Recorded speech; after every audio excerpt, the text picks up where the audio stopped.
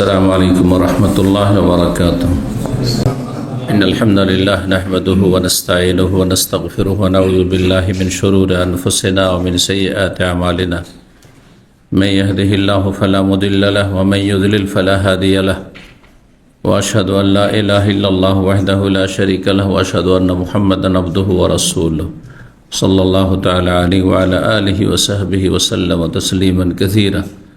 أما بعد فقد قال الإمام البخاري رحمه الله تعالى: باب هل يزور صاحبه كل يوم أو بكرة وعشية. قال حدثنا إبراهيم بن موسى قال أخبرنا هشام عن معمر قال الليث حدثني وقيل قال ابن شهاب فأخبرني عروة بن الزبير أن عائشة زوج النبي صلى الله عليه وسلم قالت: لم أعقل أبوي إلا وهما يدينان الدين ولم يمر عليهما يوم إلا يأتينا فيه رسول الله صلى الله عليه وسلم طرفي النهار بكرة وعشية. فبينما نحن جلوس في بيت أبي بكر في نهر الظهيرة قال قائل: هذا رسول الله في ساعة لم يكن يأتينا فيها صلى الله عليه وسلم. قال أبو بكر: ما جاء به في هذه الساعة إلا أمر. قال: إني قد أذن لي بالخروج. সম্মানিত ভাতৃমণ্ডলী, আল্লাহ রাব্বুল আলামিনের প্রশংসা এবং প্রিয় নবী সাল্লাল্লাহু আলাইহি সাল্লামের উপর সালাত এবং সালামের পর আজ সোমবার 7 শাবান 1447 মোতাবেক 26 জানুয়ারি 2026 ধারাবাহিক আলোচনা আমাদের সহিহ বুখারীর আচার ব্যবহার পর্ব নম্বর 15। ইমাম বুখারী রাহিমাহুল্লাহ এই পর্বের অধ্যায় নম্বর 64। এতে বলছেন যে বিষয়টি তা হচ্ছে বাবন, এ অধ্যায় হচ্ছে হালিয়া জুর ও সাহেবাহু কুল্লাইয়ম, কোনো ব্যক্তি তার সঙ্গী বা বন্ধুর সাথে প্রতিদিন কি দেখা করতে পারবে, দেখা সাক্ষাতের জন্য তার কাছে যেতে পারবে। আবুকারাতান ওয়াসি, অথবা সকাল বিকাল দিনে 2 বার করে কারো সাথে এমন ঘনিষ্ঠতা রয়েছে যে সকাল বিকাল যদি কেউ কারো বাড়ি যায় অথবা দিনে 1 বার যায়, তো এটা কি অতিরিক্ত হয়ে যায় নাকি জায়েজ আছে? যার বাড়ি যাচ্ছেন তার জন্য সেটা যদি বিরক্তিকর না হয়, কষ্টকর না হয়, সে সেটাকে ভালো মনে করে, তাহলে জায়েজ। আপনার প্রয়োজন আছে আর আপনি যাচ্ছেন, আর যার কাছে যাচ্ছেন সেও সেটাকে বোঝা মনে করছে না, কষ্টের কারণ নয়, তাহলে ঠিক আছে। আর যদি কারোর জন্য কষ্টের কারণ হয়, বিরক্তির কারণ হয়, তাহলে সেটি ঠিক নয়। তো এখানে ইমাম বুখারী রাহিমাহুল্লাহ প্রমাণ করবেন এই হাদিস দ্বারা যে দিনে একাধিকবার কেউ যদি কারো বাড়ি যায় দেখা সাক্ষাৎ করতে, তো জায়েজ রয়েছে। 6079 নম্বর হাদিস বর্ণনা করছেন উরওয়া ইবনে জুবাইর রাদিয়াল্লাহু তাআলা আনহুমা, সাহাবীর ছেলে, কিন্তু তিনি উরওয়া সাহাবী নন, নবী সাল্লাল্লাহু আলাইহি ওয়াসাল্লাম ইন্তেকালের পরে তার জন্ম।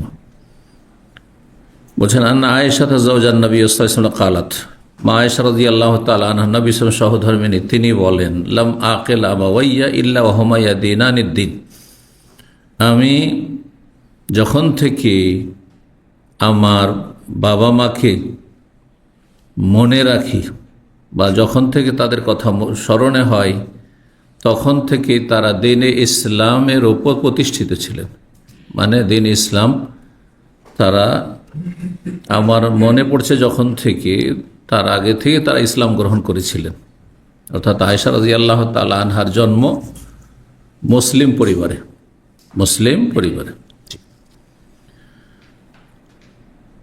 আমরা বলি না যে আমার মনে পড়া থেকে এরকমটাই দেখছি, তাই না, বাল্য জীবনে।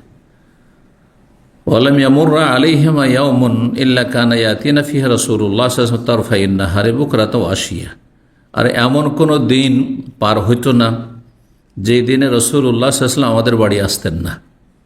এত ঘনিষ্ঠতা ছিল রাসূলুল্লাহ সাল্লাল্লাহু আলাইহি ওয়াসাল্লামের কার সাথে? আবু বকর সিদ্দিক রাদিয়াল্লাহু তাআলা আনহুর সাথে। এমন কোনো দিন পার হতো না যেই দিন আসতেন না আমাদের কাছে রাসূলুল্লাহ সাল্লাল্লাহু আলাইহি ওয়াসাল্লাম তারফাইন নাহার, দিনের 2 বেলা, বকরাতাম ও আসিয়া, সকাল বিকাল, মানে প্রায় দিন সকালে একবার আসতেন আর বিকালে একবার আসতেন। যদি কারো সাথে ঘনিষ্ঠতা থেকে থাকে, বিশেষ করে ব্যস্ততার জীবনে মানুষ পারে না, বন্ধু বান্ধব ছুটে যায়। তো আমাদের এগুলো কিন্তু এই যুগগুলো আমরা পার করে এসেছি, কিন্তু যেই জামানাগুলো বা যে সময়কালগুলি মানুষের অবসর সময়, ছাত্র জীবন, হ্যাঁ, ছাত্র জীবন এত সুখের জীবন, শান্তির জীবন যে ওর মতো জীবন আর কোনো স্তরে আপনি পাবেন না। বিবাহের পরে নিজের কাঁধে বোঝা চেপে গেল, তাই না? অথবা লেখাপড়া শেষ হয়ে গেছে, বিয়ে হয়নি, কিন্তু এখন চিন্তা চেপে গেছে, বেকার, কি করে খাবো, কি করব, তাই না? তারপরে যতদিন লেখাপড়া করছিলেন বাপ মায়ের জন্য বোঝা ছিলেন না, লেখাপড়া করে বসে থাকেন, বাপের হোটেলে খান, কোনো আয় উপার্জন করে না দিতে পারলে আপনি বোঝা হয়ে যাবেন, বাস্তবতা। তো তারপরে কর্মজীবনে ব্যস্ত, বাধা। ব্যবসা করলে, যারা ব্যবসায়ী, আপনারা যারা চাকরি করছেন মনে করেন, ওরা অনেক সুখী। ওরা যে কত টেনশনে থাকে, হ্যাঁ, আর কত যে হিমশিম খায়, দুটো পয়সা খুব কামায়। হ্যাঁ, চাকরিজীবী সীমিত পয়সা, আপনার মাস গেলে এতটা পয়সা, এর বেশি আসবে না। কিন্তু যারা ব্যবসা বাণিজ্য করে, যদি ভালো ব্যবসায় সফল হতে পারে, তাহলে আনলিমিটেড, তারপরে নিজ স্বাধীন, যখন ইচ্ছা তখন গেল। এই নয় যে পাবন্দির সাথে ডিউটি করতে হবে, ঠিক না? বেশ কিছু ভালো দিক আছে ব্যবসা বাণিজ্যের, কিন্তু খারাপ দিক হচ্ছে চিন্তার শেষ নেই। হ্যাঁ, চিন্তার শেষ নেই। আপনার কোনো চিন্তা আছে, ব্যাস ডিউটিতে যেতে হবে টাইম মতো, আর ডিউটি শেষ হলে ফ্রি। 8 ঘন্টা ডিউটি করে বাকি 16 ঘন্টা ফ্রি, 3 8 24, তাই না? কোনো চিন্তা নেই কোম্পানি কি হইলো না হইলো, ওইসব চিন্তা, লাভ হইলো লস হলো, ওগুলো দেখার বিষয় নেই। মাস যাচ্ছে, বেতন পেলেই হইলো। হ্যাঁ, যখন বেতন পাবেন না তখন আপনার চিন্তা শুরু হয়ে যাবে, তাই না? কিন্তু ব্যবসা বাণিজ্য যারা করে, তারা অধিকাংশ স্ত্রীকে সময় দিতে পারে না, ছেলে মেয়েকে সময় দিতে পারে না, এমনকি এবাদত বন্দেগী তো সময় দিতে পারে না। ধার্মিক লোক অনেকে, যারা একসময় ব্যবসা বাণিজ্য করতো না, অল্প বেতনে চাকরি বাকরি করতো, তারা সেন্টারে এসে দিন শিখতো আমাদের কাছে। এখন ওদের আর দেখতে পাওয়া যায় না, এত দুনিয়া নিয়ে মেতে উঠেছে, ব্যস্ত হয়েছে, সময় নেই তাদের কাছে। বাস্তবে না? তো প্রতিটি পেশার ভালো দিক আছে আর খারাপ দিক আছে। ছাত্র জীবন খুব স্বাধীন জীবন। ছাত্র জীবনে আমি যদি নিজের কথা বলি, প্রতি বছর রমজানে ইতিকাফ করেছি মদিনা ইউনিভার্সিটিতে, যে বছর থেকে সৌদি আরব পৌঁছেছি।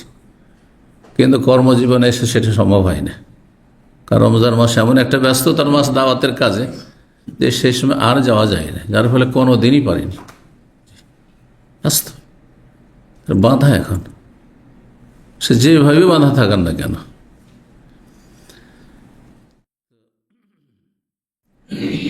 কি বলছিলাম, ছাত্র জীবনে বন্ধু বান্ধব যারা ঘনিষ্ঠ ছিল, বাল্য জীবনে বা যৌবনকালে, বিয়ের আগে, ওইসব বন্ধুদের সাথে এমন ঘনিষ্ঠতা ছিল যে আমাদের আঞ্চলিক ভাষা আছে, হয়তো আপনাদের এলাকাতেও আছে, নিজের বাড়ি খায় আর ওই দোস্তের বাড়ি গিয়ে হাত ধোয়, আছে না?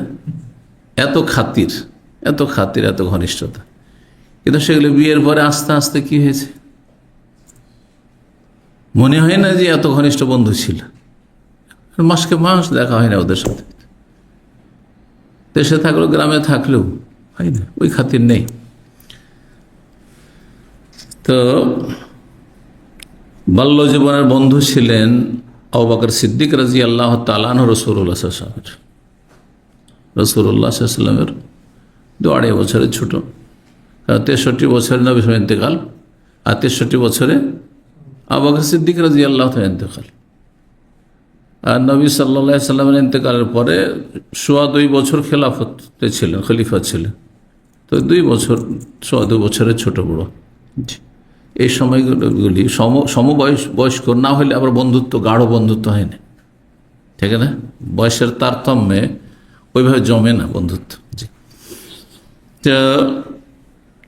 মা আয়েশা রাদিয়াল্লাহু তাআলা বলছেন, এমনও কোনো দিন পার হতো না যেই দিনের 2 বেলা সকাল বিকাল আমাদের বাড়ি আসতেন না রাসূলুল্লাহ সাল্লাল্লাহু আলাইহি ওয়াসাল্লাম। মা আয়েশার সাথে বিয়ের আগে থেকে ছোটকাল থেকে এরকম ঘনিষ্ঠতা ছিল। যখন থেকে মনে পড়ছে, স্মরণ হচ্ছে মা আয়েশা রাদিয়াল্লাহু, তখন থেকে তিনি তার বক্তব্য পেশ করছেন নবী সাল্লাল্লাহু আলাইহি ওয়াসাল্লামের সুসম্পর্ক সম্পর্কে। ফাবাইনামা নাহনু জুলুসুন ফি বাইতি আবি বকরিন ফি নাহরি জাহিরা, কোন একদিন আমরা আবু বকর সিদ্দিক রাদিয়াল্লাহু তাআলা আনহুর বাড়িতে, মানে আমার বাবার বাড়িতে বসেছিলাম ঠিক দুপুরবেলা। ফি নাহরি জাহিরা, একেবারে দুপুরবেলা। দুপুরবেলা সাধারণত কেউ কারো বাড়ি যায় না। আরব দেশে এমনি গরম, গরমে কে রোদের সময় বেরোবে শখ করে, এমার্জেন্সি জরুরি না হলে কেউ যাবে না, কেউ কারো বাড়ি। এমনি আমাদের দেশেও দুপুরবেলা, দুপুরবেলা মানে খেতে যাওয়া, ঠিক খাওয়ার সময় কি করে মানুষের বাড়ি যাবে?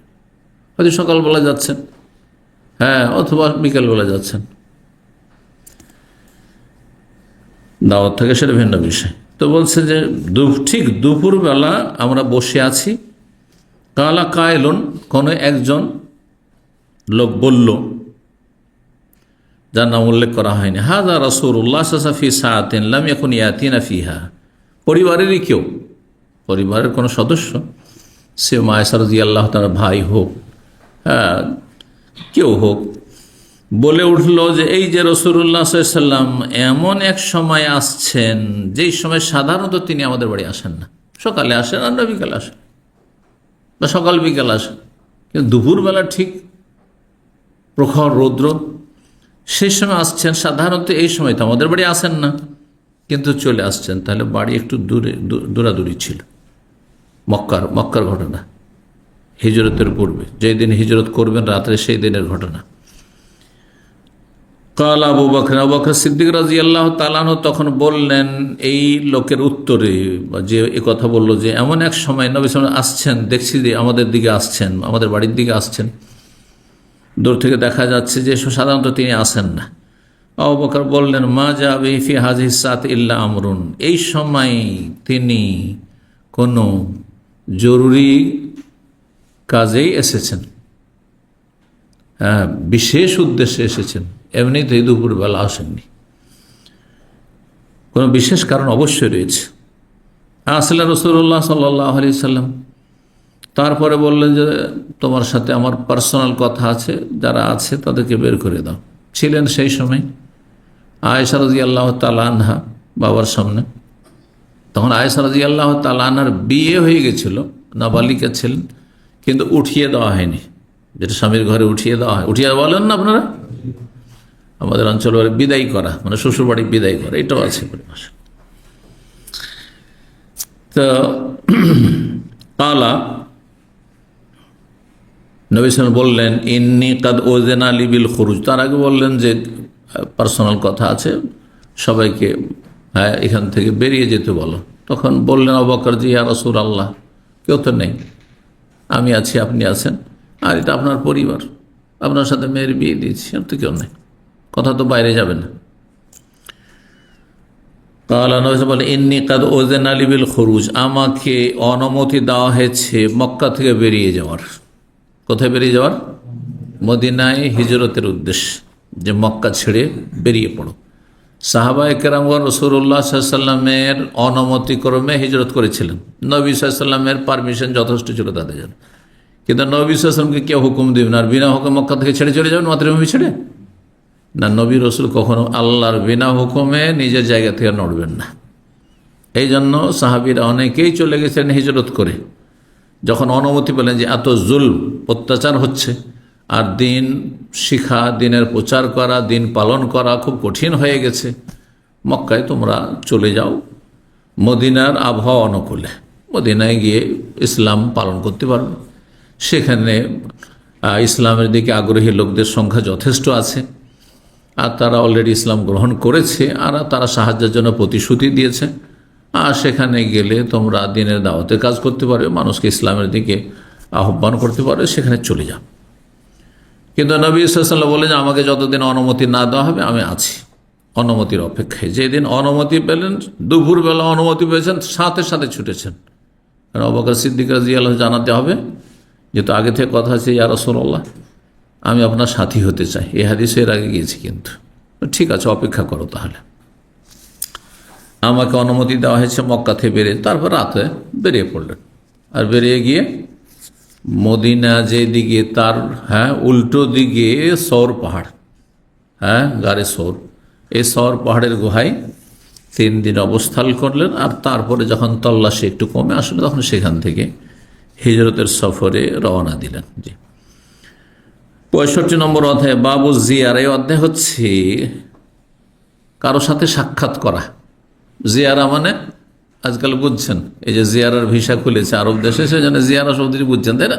জিয়ারা মানে কি? ভিজিট। ইংরেজিতে জিয়ারা মানে হচ্ছে ভিজিট। জিয়ারা মানে পরিদর্শন, কাউকে দেখতে যাওয়া। তো আপনার পরিবার এই যে জিয়ারা ভিসা আসছে মানে আপনাকে দেখতে আসছে, বা আপনজন প্রিয়জন কাউকে দেখতে আসছে, অথবা মক্কা মদিনা দেখতে আসছে। জিয়ারাতুল মদিনা, মদিনা জিয়ারত বলছেন না, মদিনা জিয়ারত। কবর জিয়ারত কেন বলছেন? কবর দেখতে যাও। কবর জিয়ারত মানে কি? কবর দেখতে যাওয়া। কবর জিয়ারত মানে কবরে গিয়ে কবরবাসীর জন্য দোয়া করা শর্ত না,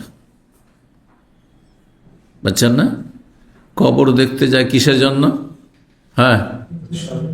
কয়টা কাজের জন্য? শরীয়ত সম্মত কয়টি কাজের জন্য? 2টি কাজের জন্য। কে বলতে পারে? যে বলবে হাত তুলবে। বলি তো দিল 2টি কাজ, বলেন। কবর জিয়ারত করছেন আর বুঝবেন না যে কি কাজে যাচ্ছেন আপনি? আখেরাত ফাইন্নাহা তুযাক্কিরুকুমুল আখিরাহ। কবর জিয়ারত করলে পরকাল স্মরণ হবে, এটি ফায়দা। তো এটা কার ফায়দা? যে জিয়ারত করলো, জীবিত মানুষ যে গেল তার লাভ হইল। আর একটি ফায়দা, আরেকটি উদ্দেশ্য হচ্ছে মৃত ব্যক্তির জন্য দোয়া করা। তো জিয়ারত করতে গেলে সাধারণত একজন মুসলিমের কবর জিয়ারত করলে তাদের জন্য দোয়া করে, সেই জন্য এটি আর একটি উদ্দেশ্য। কিন্তু এমনি জিয়ারত মানে দোয়া করা হয় না। দোয়া মানে দোয়া, আর জিয়ারত মানে হচ্ছে দেখা। কবর জিয়ারত করলেই, যদি দোয়া নাও করেন, কবর দেখলেই এ কথা মনে হবে যে আমার আব্বা মারা গেছেন, এটা আব্বার কবর, মা মারা গেছেন, দাদি মারা গেছেন, দাদা মারা গেছেন, নানি মারা গেছেন, নানা মারা গেছেন, এই আমার গ্রামবাসী মারা গেছেন, অমুক ছেলে মারা গেছেন, আমার চাইতে অনেক বেশি বিচক্ষণ ছিলেন, অনেক বেশি পরিষ্কার ছিলেন, আল্লাহওয়ালা ছিলেন, এই সেই ছিলেন, বড় নেতা ছিলেন, রাষ্ট্রপতি, প্রধানমন্ত্রী সব মরেছে। সুতরাং আমাকে একদিন মরতে হবে। মনে আসবে না? আসবে না? আখিরাত, পরকাল, কবরে জীবন স্মরণ আসবে। দুনিয়া তখন আপনার সামনে ছোট হয়ে যাবে, সংকুচিত হয়ে যাবে। কারণ দুনিয়ার লোভ লালসা এত বেশি বৃদ্ধি পেয়েছে যে আপনি মরার কথা কল্পনাই করেন না। অধিকাংশ মানুষের অবস্থা এরকম, ভাবছে যে অন্য লোকেরাই মরছে, আমি কতদিন আরও বাঁচব, কতদিনের কর্মসূচি হাতে নিয়ে আছে, কত কি করব, আশা আকাঙ্ক্ষার শেষ নেই। নবী সাল্লাল্লাহু একটি হাদিস উদাহরণ দিয়েছেন, দাগ টেনে, এই যে মরণ এখানে মত পেতে আছে, মালাকুল মত, রূহ কবজ করার জন্য। আর লোভ লালসার জন্য লম্বা একটা দাগ দিয়েছেন। লোভ লালসা ওই যে মরণ যেখানে মত পেতে বসে আছে মালাকুল, সেখান থেকে অনেক দূরে গিয়ে এখানে চলে গেছে, এত দূর লোভ লালসা পৌঁছে গেছে। আপনার এই লোভ লালসা আর এইসব স্বপ্ন আর এইসব টার্গেট, উদ্দেশ্য কিছুই পূরণ হবে না, তার অনেক আগে দুনিয়া থেকে চলে যাবেন। এটা সবার ক্ষেত্রে। আপনি ভাববেন না যে আমি অনেক দিন বেঁচে থাকবো, হতে পারে এখনই শেষ, এখনই শেষ, আল্লাহ ভালো জানেন। সুতরাং সবসময় প্রস্তুতি নিয়ে থাকেন। প্রস্তুতি নেওয়া হচ্ছে যে এখনই মরলে যাতে জাহান্নামে না যেতে হয়, এখনই যদি মওত হয়ে যায় তো আমি যেন জান্নাত পাই। চিন্তা করুন, যেই ব্যক্তি নামাজ পড়েন না অথবা 4 ওয়াক্ত পড়েন, ফজর পড়েন না, আর সূর্য উঠিয়ে দিলেন, ওই সময় যদি মালাকুল মওত চলে আসে, আপনি কি আশা করছেন? জান্নাত যেতে পারবেন? রহমতের ফেরেশতা নিয়ে যাবে রূহ, না যাবে ফেরেশতা? আসামি, অপরাধী আপনি। হারাম দেখতে দেখতে অধিকাংশ লোকের আজকাল এই মোবাইলের ফেতনার যুগে হারাম দেখতে দেখতে ঘুমিয়ে যাচ্ছে। অধিকাংশ মানুষের মরণ হচ্ছে ঘুমের অবস্থায়, ঘুমের অবস্থায় মরণ হচ্ছে, আর ফিরে না, ঘুমিয়েছে তো আর ফিরেনি। তাহলে আপনি যে হারাম দেখতে দেখতে দেখতে দেখতে ঘুমিয়ে গেলেন, এই অবস্থায় তো মরণ হয়, তো যাবেন কোথায়? আপনি জান্নাতে যেতে পারবেন? কবর আযাব থেকে বাঁচতে পারবেন? এই বিষয়টি চিন্তার বিষয়। এগুলিতে মানুষের জীবনে সংশোধন হয়, যেন সবসময় আপডেট হয়ে থাকুক। জি, কোম্পানির হিসাব নিকাশ মাসের মাস, দৈনিক বা সাপ্তাহিক আপনি আপডেট করে রাখছেন, যাতে যে কোনো সময় যারা টাকা পয়সা নাড়াচাড়া করেন কোম্পানিতে, হ্যাঁ, কেনাকাটা পারচেজিং করছেন ইত্যাদি, এইসব বা হিসাব নিকাশ আছে, সব রেডি করে রাখছেন, যাতে যে কোনো সময় হিসাব হইলে রেডি আছে। আর হিসাব যদি এলোমেলো হয়ে থাকে তো মহা বিপদ হয়ে যাবে, হিসাবে দিতে পারবেন না, শেষে আপনার ভালো বেতনের রুজি চলে যাবে। হচ্ছে না? অথচ হয়তো আপনি বেইমানি করেননি, কিন্তু আপনি হিসাব ঠিকভাবে না দিতে পারার কারণে আপনি বুঝাইতে পারলেন না, আপনি হিসাবকে সবাই ক্লিয়ার রাখেন। ওই রকমই দুনিয়ার উদাহরণ দিয়ে আখিরাতকে বোঝার চেষ্টা করুন। আল্লাহ তৌফিক দান করুন। চিন্তা করুন, আপনি মানুষের কাছ থেকে টাকা পয়সা ধার কর্জা নিয়ে রেখেছেন, সব চলছে আপনার, শুধু এই ধারের টাকাটা পেমেন্ট করছেন না। এই অবস্থায় মালাকুল মউত চলে গেলেন। স্পষ্ট হাদিস রয়েছে, আল্লাহ কখনো মাফ করবেন না। জাহান্নামের আযাব, আগুন জ্বলতে থাকবে কবরে, যতক্ষণ পর্যন্ত আপনার পক্ষ থেকে পরিশোধ না করা হবে। এক সাহাবীর ক্ষেত্রে নবী সাল্লাল্লাহু আলাইহি ওয়াসাল্লাম বলছেন, মাত্র একটা দিনার অথবা একটা দিরহাম, সামান্য কয়টা টাকা ছিল, তারপর ঋণ ছিল। একজন লোক দায়িত্ব নিয়েছে, আর নেওয়ার পরে তারপর 2-3 দিন লেট হয়ে গেছে, মারা গেছে ওই লোক। আর মারা যাওয়ার সময় নবী সাল্লাল্লাহু আলাইহি ওয়াসাল্লাম জানাজা পড়তেন না যদি ঋণ কর্জা থাকতো। একজন বলে, ইয়া রাসূলুল্লাহ, আপনি জানাজা পড়েন, সাল্লি আলাইহি, হ্যাঁ, ও আলী দাইনহু, ওর ঋণটা আমি পরিশোধ করে দেবো, আমি জামানত নিলাম। তারপর লোকটি আছে, দিছি করে 1-2 দিন হয়ে গেছে।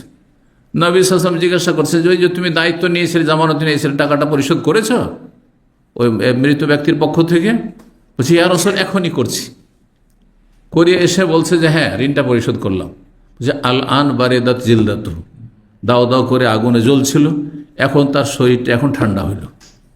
চিন্তা করুন আপনি, অথচ কোনো ব্যাপার মনে করছেন না আপনি। এই জন্য একজন জ্ঞানী মানুষ, একজন পরেশগার মানুষ, একটা টাকা কেউ আমার কাছে পাবে আর আমি রাত কাটাবো, এমনটা যেন না হয়। কেন ভাই, আজকে রাত তো মরে যেতে পারি, আমার একটা টাকা তো আমার পরিবারও জানে না, আর জানলেই যে দেবে এটা জরুরি না। অনেকের পরিবার জানছে, দেবে না, পয়সার লোভ। আজকাল যারা মারা যাচ্ছে, খোঁজ নিয়ে দেখেন, পয়সাওয়ালারা মারা যাচ্ছে, ওর জানাজার ফিকির আগে নেই, ওর এটিএম কার্ড কয়টা আছে, হ্যাঁ, তালাশ করে কে দখল করতে পারে, আর ব্যাংক ব্যালেন্স চেক করা যে কত টাকা আছে ব্যাংকে। এগুলো হচ্ছে পয়সাওয়ালাদের ঘরে। জি, আল্লাহ বুঝার তৌফিক দান করেন, জীবনের সংশোধন করুন, আল্লাহ আমল করার তৌফিক দান করেন। বাবু জিয়ারা দুনিয়ার জিয়ারত থেকে আখিরাতের জিয়ারতে চলে গেছে, তাই না? জি, বাবু যে এই অধ্যায় হচ্ছে কারো সাথে সাক্ষাৎ করা সম্পর্কে। হাদিস রয়েছে, ওমান যারা কওমান ফাত, ইমাম বুখারী রাহিমাহুল্লাহ বলছেন আর একটি মাসালা, কেউ যদি কোনো একটি সম্প্রদায় অথবা কোনো পরিবারে বা কোনো ব্যক্তির আপনি কি করলেন, জিয়ারত করলেন, মানে তার সাথে সাক্ষাৎ করলেন, দাওয়াত ছিল না, এমনি তার বাড়ি দেখা করতে গেলেন, আর তারপরে সে খেতে বলল, আর তার সাথে খেয়ে নিলেন, এটা ঠিক হবে কিনা? নাকি আগে থেকে দাওয়াত না থাকলে খাবেন না? হ্যাঁ, খাওয়া যাবে, খাওয়া যাবে। যদি সে খাওয়াই স্বতঃস্ফূর্তভাবে তাহলে খাবেন, কিন্তু আমাদের দেশাচার আবার এমনি, হ্যাঁ, এমনিতে বলে, মন থেকে বলে না, বুঝছেন না? আসেন না, নেই, আসেন খাওয়া দাওয়া করেন, কেউ খাওয়া দাওয়া করছে আর আপনি গিয়ে পৌঁছে গেছেন, আসেন খাওয়া দাওয়া করেন, বসে যান তো ও মনটা খারাপ হবে, আর বুঝছেন না? খাবার দাবার এমনি হয়তো কম আছে, অথবা মনটা ছোট আছে, খাবার বেশি থাকলে মনটা ছোট আছে, খাওয়াইতে চাই না, কিন্তু সামাজিকতা, বুঝলেন তো, সামাজিকতা আমাদের দেশে এমনি বলবে, হ্যাঁ, আমাদের দেশে এইখানে আরো ফাদ্দাল ইয়া আল্লাহ, কিন্তু আসলে ইয়া আল্লাহ বসে গেলে বিপদ, কথা বুঝছেন? আসলে ফাদ্দাল বললেই বসে যাবেন আপনি, এই কাজ কখনো করবেন না আপনি। এই সাথী বন্ধুরা অনেকে এইখান থেকে জুমার দিনে বেশি সারাদিন থাকছেন তো আপনারা দার্সের জন্য, অনেক সময় হয়তো সামাজিকতার জন্য চা খেতে ডাকছে, চলেন একটু যাই, চলেন নাস্তা পানি করে আসি। এত অভদ্র হবেন না যে ডাকলেই চলে যাবেন আপনি। অনেক সময় ডেকে দিয়ে ফেঁসে যায় মানুষ, মানে সামাজিকতার জন্য ডেকেছে, আপনাকে অন্তর থেকে ডাকেনি। কথা বলছেন না? আর একবার খাওয়াইলে আরেকবার আপনাকে খাওয়াইতে হবে, এটা চিন্তা করতে হবে। এই নয় যে আমি বারবার খেতেই থাকবো, এই জন্য না খাওয়াই ভালো। না খাবেন না, আপনার ঋণ থাকবে, পরের খাবেন না, ঋণও থাকবে না আপনার। তো বলছেন আমান যারা কমান, কেউ যদি কারো সাথে সাক্ষাৎ করে ফাতায়মাইন, তাদের বাড়িতে খাবার খেয়ে নেই তো চলবে কি না? যদি স্বতঃস্ফূর্তভাবে মনের খুশির সাথে খাওয়াই, আগ্রহের সাথে, তাহলে ঠিক আছে, ওটা বোঝা যায়, খাতিরে বোঝা যায় ওর সাথে এরকম খাতির আছে কি না। তারপরে কথাবার্তা বোঝা যায়। একবার আমি না না না না খাওয়া দাওয়া না, ছাড়ছে না ও, তাহলে সে আসলে খাওয়াইতে চায়। ও যারা সালমান আবু দারদা, দলিল হিসাবে একটি হাদিস বর্ণনা করেছেন, হাদিসের একটা অংশ। সালমান ফারসি রাদিয়াল্লাহু তাআলা আনহুর বন্ধু ছিলেন আবু দারদা। নবী সাল্লাল্লাহু আলাইহি ওয়াসাল্লাম মদিনায় যখন সাহাবীরা হিজরত করে আসলেন মক্কা থেকে, তখন আনসারীদের সাথে কি করেছিলেন? দোস্তি পাতিয়ে দিয়েছিলেন। দোস্তি পাতানো বলি মানে বন্ধুত্ব, ভ্রাতৃত্ব বন্ধন করে দিয়েছিলেন, যে এই ব্যক্তি এই ব্যক্তির বন্ধু, এই ব্যক্তি এই ব্যক্তির ভাই। একটা তো মুসলিম ভাই আছে, সবাই মুসলিম ভাই, কিন্তু বিশেষভাবে এই লোক, এই লোকের, এই মুহাজির, এই আনসারীর কি ভাই, এই ভ্রাতৃত্ব বন্ধন কায়েম করে দিয়েছিলেন। তো সালমান ফারসি রাদিয়াল্লাহু তাআলা আনহু, তিনি মদিনার লোক ছিলেন। আবু দারদার সাথে তার বন্ধুত্ব স্থাপন করে দিয়েছিলেন। তো একদিন সালমান ফারসি আবু দারদার সাথে সাক্ষাৎ করল নবী সাল্লাল্লাহু আলাইহি ওয়াসাল্লামের জীবদ্দশায়। ফাকালা ইনদাহু, তার বাড়িতে খাবার খেয়েছিলেন, তার বাড়িতে খাবার খেয়েছিলেন সালমান রাদিয়াল্লাহু তাআলা আনহু। আগে থেকে দাওয়াত ছিল না, তো অগ্রিম দাওয়াত থাকলে তো দাওয়াত, কিন্তু দাওয়াত না থাকে তারপর গিয়েছেন, আর কোনো কিছু খেতে বললো, খেয়ে নিলেন, অসুবিধা নেই যদি সন্তুষ্টি চিত্তে খাওয়ায়। 6080 নম্বর হাদিস বর্ণনা করেছেন আনাস বিন মালিক রাদিয়াল্লাহু তাআলা আনহু, তিনি আন্না রাসূলুল্লাহ যারা আহলা বাইতি মিনাল আনসার, রাসূলুল্লাহ সাল্লাল্লাহু আলাইহি সাল্লাম আনসারীদের কোন একটি পরিবারের সাথে সাক্ষাৎ করলেন। কোন একজন আনসারীর বাড়িতে গেলেন দেখা করতে। ফাতায়মা ইনদাহু তাআমান, গিয়ে তারা খেতে বলল, তখন নবী সাল্লাল্লাহু আলাইহি ওয়াসাল্লাম তাদের বাড়িতে খাবার খেলেন, অথচ আগে থেকে কোনো দাওয়াত ছিল না। তাহলে এরকম জায়েজ আছে। ফালাম্মা আরাদা আন ইয়াখরুজা, যখন তিনি তাদের বাড়ি থেকে খেয়ে দিয়ে বা দেখা সাক্ষাৎ করে বের হতে চাইলেন, আমার আবে মাকানিন মিনাল বাইত, তখন তিনি বাড়ির একটি জায়গা নির্ধারণ করতে বললেন, যে তোমরা একটি জায়গা নির্ধারণ করে দাও, ওই জায়গায় আমি সালাত আদায় করে উদ্বোধন করে দেব। এটা উদ্বোধনের মতো, আজকাল উদ্বোধন করা হচ্ছে, নবী সাল্লাল্লাহু আলাইহি ওয়াসাল্লাম মানে উদ্বোধন ছিল না, কিন্তু নবী সাল্লাল্লাহু আলাইহি ওয়াসাল্লামের সালাত আদায় করা কোনো জায়গায় বরকতের কারণ, শুধু উদ্বোধন না। কিসের কারণ? যে এই জায়গায় নবী সাল্লাল্লাহু আলাইহি ওয়াসাল্লাম 2 রাকাত নামাজ পড়ে দিয়েছেন, এটা বরকতের জায়গা। নবী সাল্লাল্লাহু মধ্যে এই বরকত ছিল, কিন্তু আমার মধ্যে নেই। এটা কখনো মনে করবেন না যে উনি এই জায়গায় নামাজ পড়ে দিয়েছেন সুতরাং বরকত হয়ে গেছে, না। আল্লাহ রসুল ছাড়া অন্য কোনো ব্যক্তির এ মর্যাদা আল্লাহ দেননি। এটি হচ্ছে কোরআন সুন্নাহর অনুসারী আহলুল হাদিস সালাফিদের আকীদা, বিশ্বাস, যে আমরা রাসূলুল্লাহ সাল্লাল্লাহু আলাইহি ওয়াসাল্লামের মতো মর্যাদা কোনো ব্যক্তিকে দিই না। পক্ষান্তরে সুফি যারা, পীর মুরিদদের বিশ্বাসী যত মাযহাবীরা রয়েছে আমাদের দেশে, সবাই কিন্তু অন্যের তাবাররুকে বিশ্বাসী, যে ইনি বড় একজন হুজুরে কিবলা, বড় পীর সাহেব, সুতরাং তিনি যদি কোনো কিছু করে দেন তাহলে ওটাতে বরকত হয়ে গেল। এটা শিরকি বরকত না, বেদাতি বরকত। বরকত সম্পর্কে আমরা বলেছি, তাবাররুক শরীয়ত সম্মত তাবাররুক, আর আরেকটি হচ্ছে শিরকি তাবাররুক, আরেকটি বেদাতি তাবাররুক, বুঝছেন না? বড় শিরকি আকীদা যদি রাখেন যে সেখান থেকে কিছু পাওয়া যাবে, তাহলে শিরকি তাবাররুক। আর যদি ইসলাম বিরোধী হয় কিন্তু শিরকের পর্যায়ে না পৌঁছে, তাহলে সেটি বেদাতি তাবাররুক।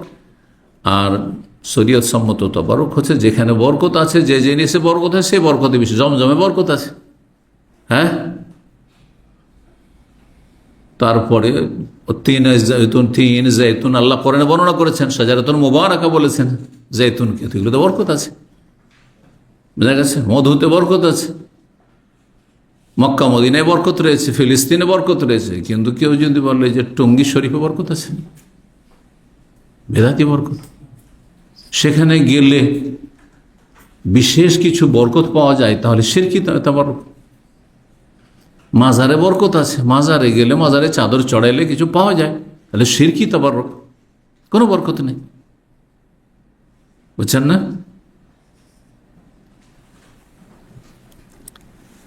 তো রাসূলুল্লাহ সাল্লাল্লাহু আলাইহি ওয়াসাল্লাম আনসারীদের এক পরিবারের সাথে সাক্ষাৎ করলেন। ফাতাইমা ইনদাহু তাআমান, তাদের বাড়িতে খাবার খেলেন। যখন বের হতে চাইলেন তখন একটি জায়গা নির্ধারণ করতে বললেন বাড়িতে, যে একটি জায়গা দেখিয়ে দাও, যেই জায়গায় আমি নামাজ পড়ে দেবো, তোমরা সেই জায়গায় নামাজ পড়বে। জি। ফানুদিয়া লাহু আলা বিসাতিন, নামাজ পড়ার জন্য যে একটা জায়গা দেবেন, তো নতুন কোনো চাটাই নেই। চাটাইকে পাটিও বলি আমরা, বুঝেন না? বুঝেন পাটি শব্দটি? এক যুগ ছিল ওই জায়নামাজ ছিল না, আমরা ছোটকালে, হ্যাঁ, তখন ওই খেজুর পাতার, না হয় তাল পাতার, বিভিন্ন পাতার কি হইতো, পাটি তৈরি হইতো বা চাটাই তৈরি হইতো। তো একটি পুরাতন হয়েছে, ধুলো বালি লেখে ময়লা হয়ে গেছে, এইরকম একটি চাটাই ছিল। ফানুদিয়াল্লাহু আলা বেসাতিন, একটি চাটায় পানি ছিটিয়ে একটু পরিষ্কার করে দেওয়া হয়। ময়লাটা যদি পড়ে থাকে কোনো চাটায়, তাহলে একটু পানি ছিটিয়ে দেন, তারপরে মুছে দেন, তাহলে ময়লাগুলো পরিষ্কার হয়ে যাবে, ঠিক না? এই কাজটি করা হলো। ফাসাল্লা আলিহে, তারপরে তার উপর নামাজ পড়লেন। সালাত আদায় রাসূলুল্লাহ আল্লাহম, এবং এই পরিবারের লোকজনের জন্য দোয়া করে দিলেন রাসূলুল্লাহ সাল্লাল্লাহু আলাইহি ওয়াসাল্লাম। রাসূলুল্লাহ দোয়া আল্লাহর কাছে কবুল হইত। এবং ওয়াসাল্লি আলাইহিম, আল্লাহ কোরআনে বলছেন তাদের জন্য দোয়া করো। ফাইন্না সালাতাকা সাকানুল লাহুম, হে নবী তোমার দোয়া তাদের জন্য প্রশান্তির কারণ হবে। নবী সাল্লাল্লাহু আলাইহি ওয়াসাল্লামের দোয়া পাওয়া একটা মানুষের মানসিক শান্তি, শারীরিক শান্তি, পারিবারিক শান্তি, সার্বিক শান্তি তাতে রয়েছে। আল্লাহ কোরআনে বলেছেন, আমার আপনার দোয়া আপনার জন্য শান্তির কারণ নাও হইতে পারে, কিন্তু ভালো মানুষের দোয়াতে যদি কেউ শান্তি পায় তো এটা কোনো ইসলাম বিরোধী নয়। কারণ যিনি ভালো মানুষ তার আশা করা যায় যে দোয়া কবুল হবে, আশা করা যায়। কিন্তু নবী সাল্লাল্লাহু আলাইহি ওয়াসাল্লামের ক্ষেত্রে নিশ্চিত নবী সাল্লাল্লাহু আলাইহি ওয়াসাল্লাম মুস্তাজাবুদ দাওয়াত, তার দোয়া অবশ্যই কবুল হয়েছে বা কবুল হবে। জি, সেই জন্য তাতে নিশ্চিত শান্তি। আর আমার আপনার দোয়াতে শান্তি আছে। অনেক সময় বড় মানুষ যদি আপনার জন্য দোয়া করে দেয়, পরেশগার মানুষ, তাহলে আপনি তার শান্তি পান। শান্তি পাই না যে আমার ছেলেটার জন্য দোয়া করে দিয়েছে বা আমার জন্য দোয়া করে দিয়েছেন, তো এই শান্তি ইসলামে স্বীকৃত, অসুবিধা নেই। ভালো মানুষের দোয়াতে শান্তি। ৬৬ নম্বর অধ্যায় হচ্ছে বাবু মান তাজাম্মালা লিল ওফদ। এই অধ্যায় হচ্ছে কোনো ব্যক্তি যদি প্রতিনিধি দলের আগমনের উদ্দেশ্যে সৌন্দর্য গ্রহণ করে, মানে ভালো পোশাক পরিচ্ছদ পরিধান করে। যখন অতিথি মেহমান আসবে, কোন একটা প্রতিনিধি দল আসবে, কোন একটা ডেলিগেট আসবে, কেউ সাক্ষাৎ করতে আসছে, তখন একটু ভালো কাপড় চোপড় পরলেন, তো এটা চলবে না? চলবে না? না, এটা লোক দেখানো কাজ হয়ে যাবে। ধরেন আমি অফিসে বসে আছি, এমনিতে বসে আছি, টুপিটাও খুলে রেখে দিচ্ছি, এটাও খুলে রেখে দিয়েছি, একজন মেহমান আসছে, তখন টুপিটা নিলাম আর তারপর এটা নিলাম, জায়েজ কিনা? এগুলো হচ্ছে বাস্তব মাসলা। হ্যাঁ, কেউ বলবেন না এটা কেন করলেন, তো আপনি লোক দেখানো না? লোক দেখানো না, কোনো মানুষ আসলে তার জন্য সাজগোজ করা, হ্যাঁ, এটা বাঞ্ছনীয়, ভালো জিনিস, পছন্দনীয়। এই হাদিস দ্বারা তা প্রমাণিত। ৬০৮১ নম্বর হাদিস বর্ণনা করছেন সালেম বিন আবদুল্লাহ। সালেম বিন আবদুল্লাহ বিন ওমর রাদিয়াল্লাহু তাআলা আনহুর ছেলের ঘরের নাতি, পোতা সালেম ছিলেন, বড় ইমাম ছিলেন, তাবেঈনদের জামানার ফকিহ ছিলেন। তিনি বললেন, আমাকে কে বলছেন? ইয়াহিয়া বিন আবি ইসহাক বলছেন, মাল ইস্তিবরাক, তুমি জানো ইস্তিবরাক কাকে বলে? ইস্তিবরাক এক ধরনের রেশমের কাপড়, কিন্তু কোন ধরনের রেশম? রেশমের কাপড় তো মেলা রকম আছে, মোটা সুতা আছে, চিকন সুতা আছে, খুব ফ্যান্সি আছে, বিভিন্ন রকম, মাঝামাঝি আছে। তো বলছেন যে কুলতু মা গালুজা মিনাদ দিবাজ ওয়া হাসানা মিনহু, যেই রেশম মোটা সুতার রেশম, মানে রেশমের মোটা কাপড়কে ইস্তিবরাক বলা হয়। এবং ওয়াহাসনা মিনহু, এবং বেটি খুব সুন্দর। অনেক সময় মোটা কাপড়ও সুন্দর হয়, মোটা শীতের কাপড় যে ব্যবহার করছেন সুন্দর না? হ্যাঁ, মোটা কাপড় কিন্তু সুন্দর হইতে পারে। কাল সামিত আবদুল্লাহ, আমি আবদুল্লাহ বিন ওমর থেকে শুনেছি ইয়াকুল রা ওমর আলা রাজুলিন। আবদুল্লাহ বিন, এখানে আবদুল্লাহ মানে আব্দুল মাসউদ নয়, কারণ ঘটনা বর্ণনা করেছে সালেম তার পিতা সম্পর্কে, তার পিতা আবদুল্লাহ বিন ওমর।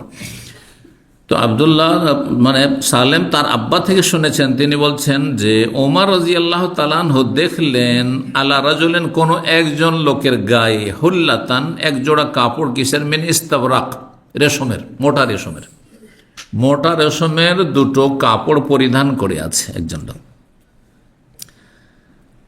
সেই লোক জরুরি নয় যে সে মুসলিম ছিল, কারণ মদিনায় ইহুদিরা বসবাস করত, হ্যাঁ, মুশরিকও থাকতে পারে, মদিনা আসতো মুশরিকরা তখন। মক্কা বিজয়ের পরে আল্লাহ ঘোষণা করে দিলেন যে ইন্নামাল মুশরিকুনা নাজাসুন ফালা ইয়াকরাবুল মাসজিদাল হারাম বাদা আমি হাযা। মসজিদ হারামের ধারে কাছেও যেন, মানে হুদুদ হারামের ভিতরে যেন কোনো কাফের মুশরিক না আসে। মদিনার ক্ষেত্রে যদি সরকার মনে করে যে প্রয়োজন আছে তো জায়েজ আছে, কোরআন হাদিসে অকাট্যভাবে নিষেধ নেই। এই মশলা জেনে রাখতে হবে, কারণ অনেকে জানেন না, মনে মক্কা মদিনা একই রকম, কিন্তু না, এমনটা নয়। না জানারা খ্রিস্টানরা এসেছিল ইসলাম সম্পর্কে জানার জন্য এবং ইসলাম সম্পর্কে কথোপকথনের জন্য, এবং তাদেরকে নবী সাল্লাল্লাহু আলাইহি ওয়াসাল্লাম বুঝিয়েছেন। প্রতিনিধি দল এসেছিল খ্রিস্টান, বেশ কিছু সংখ্যক তারা ছিল, আর কয়েক ঘন্টা তারা বসেছে মদিনায়, তাদেরকে নবী সাল্লাল্লাহু আলাইহি ওয়াসাল্লাম ইসলামের দাওয়াত দিয়েছে। কিন্তু অধিক নিরাপত্তার জন্য যদি মুসলিম শাসক মনে করে যে অমুসলিমদের মদিনায় প্রবেশ নিষিদ্ধ, তো সেই অধিকার সরকারের আছে নিরাপত্তার জন্য। তো এক লোক সে কাপড় পরিধান করে, জোড়া কাপড়, হুল্লা বলা জোড়া কাপড়, ইহরামের যেমন দুটা জোড়া কাপড় থাকছে ওই রকম, কিন্তু কিসের ছিল সেগুলি, মোটা রেশমের কাপড় ছিল। ফাতা বিহান নবী সাল্লাল্লাহু আলাইহি ওয়াসাল্লাম, সেই জোড়া কাপড়টি নবী সাল্লাল্লাহু আলাইহি ওয়াসাল্লামের কাছে নিয়ে আসলেন ওমর রাদিয়াল্লাহু তাআলা আনহু। অনেক সময় যারা ফেরিওয়ালা বিক্রি করে, আজকাল তো ফেরিওয়ালা উন্নতি করেছে, ঠিক না? আর এবার দেখে এলাম যে ফেরিওয়ালারা এতে আপনার বাইকে, মোটর সাইকেলে করে কি বিক্রি করছে, ফেরি করছে, হাঁড়ি বাসন আর কাপড় চোর সব কিছু চারিদিকে ভর্তি, হ্যাঁ, বিক্রি করছে। আমরা এককালে আজকে থেকে 10-20 বছর আগে দেখেছি সাইকেলে ফেরিওয়ালাদেরকে, তার আগে আমাদের যৌবনকালে দেখেছি বা ছোটকালে দেখেছি মাথায় নিয়ে, হ্যাঁ, মাথায় করে বিক্রি করে বাড়িয়েছে, হ্যাঁ, কাঁধে করে কাপড়, হ্যাঁ, কাঁধে ঝুলাচ্ছে, চাদর বিক্রি করতে আসছে বা কাপড় শাড়ি বিক্রি করতে কাঁধে ঝুলাচ্ছে গ্রামে, ঠিক না? তো হইতে পারে ওইরকমই ছিল। তো সেই জোড়া কাপড়টি নবী সাল্লাল্লাহু আলাইহি ওয়াসাল্লামের কাছে নিয়ে আসলেন, বললেন ইয়া রাসূলুল্লাহ, আল্লাহ রাসূল, ইশতারি হাযিহি, এই কাপড়টি আপনি খরিদ করে নেন।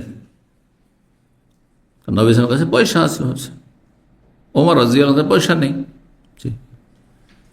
তো ফালবাসা লিওয়াফদিন নাস, আর তারপরে এটা আপনি পরিধান করবেন যখন প্রতিনিধি দল আসবে তখন।